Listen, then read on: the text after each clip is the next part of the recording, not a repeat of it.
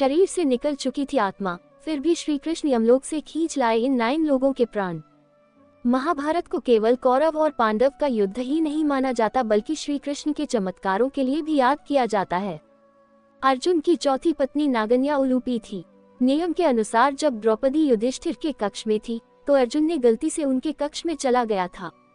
इस कारण से नियम के अनुसार अर्जुन को 1 वर्ष का दंड मिला और उन्हें राज्य छोड़कर जाना पड़ा था। तब अर्जुन नागलोक में उलूपी से मिले थे।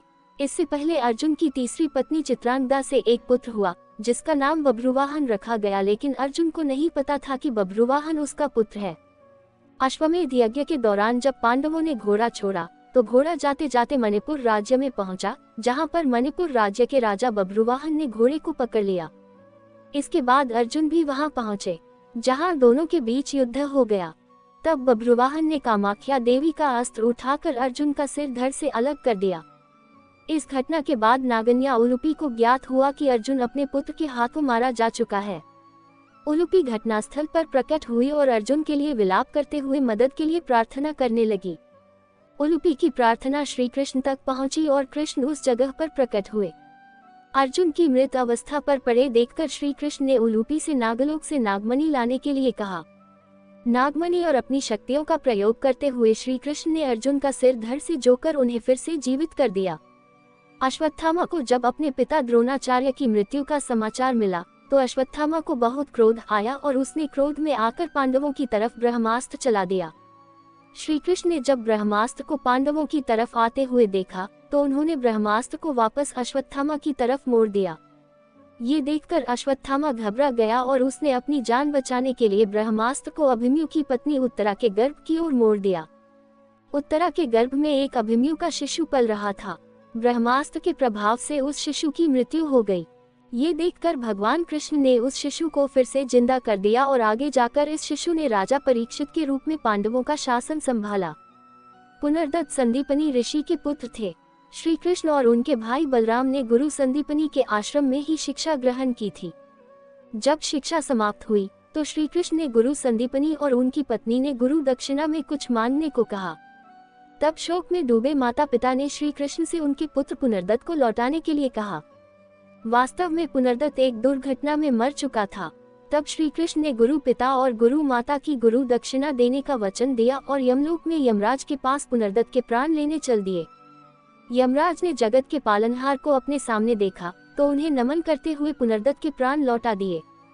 तब श्री कृष्ण ने एक मानव शरीर का निर्माण करके इसमें पुनर्दत्त की आत्मा को प्रविष्ट कर दिया। श्री कृष्ण के भाइयों की कहानी पूर्वजन्म से जुड़ी हुई है। पूर्वजन्म में श्री कृष्ण के 6 भाई कीर्तिमान, सुषेण, भद्रसेन, ऋजुः, संवर्धन और भद्र ब्रह्मा जी पुत्र मरीचि के पुत्र थे। इसका अर्थ ये हुआ कि ये 6 भाई ब्रह्मा जी के पोते थे। ब्रह्मा जी स्नेहवश अपने पोतों की हर गलती को क्षमा कर देते थे। इस कारण से 6 भाइयों को अहंकार हो गया और वे उत्पात मचाने लगे। ये देखकर ब्रह्मा जी क्रोधित हो गए और उन्होंने 6 भाइयों से कहा, तुम किसी राक्षस की तरह उत्पात मचाते हो, इसलिए तुम्हारा अगला जन्म राक्षस योनि में ही होगा। इस कारण से इन भाइयों का जन्म हिरण्यकशिपु के कुल में हुआ, जहां मुक्ति पाने के लिए ये भाई भगवान विष्णु की आराधना करने लगे। इस कारण से हिरण्यकशिपु के कुल से एक और शाप मिला कि जिस विष्णु की भक्ति में ये सारे भाई लगे हुए हैं, इनका जन्म उनके ही कुल में होगा, लेकिन सारे एक असुर रूपी मनुष्य के हाथों मारे जाएंगे। इस शाप के कारण ही देवकी के गर्भ से इन भाइयों का जन्म हुआ और एक एक करके सारे पुत्र असुरी स्वभाव के कंस के हाथों मारे गए। इस तरह बहुत वर्षों बाद जब श्री कृष्ण अपनी माता देवकी से मिले तो उन्होंने अपने 6 पुत्रों की मृत्यु का शोक जताते हुए उनके साथ ऐसा होने का कारण पूछा। ये सुनकर कृष्ण ने उन्हें सारी कहानी कह सुनाई। कहानी सुनकर देवकी माता ने अपने पुत्रों से मिलने की इच्छा जताई। तब श्री कृष्ण अपनी मां की इच्छा पूरी करने के लिए यमराज के पास गए, लेकिन यमराज ने कहा कि उनके भाइयों के प्राण उनके पास नहीं है, वो रसातल यानी पाताल लोक में राजा बलि के यहाँ हैं।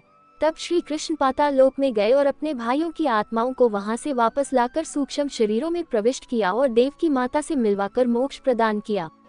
अगर आपको मेरी यह कहानी अच्छी लगी हो तो प्लीज मेरे चैनल को सब्सक्राइब कर देना, लाइक कर देना, शेयर कर देना और बेल आइकन को प्रेस कर देना। धन्यवाद।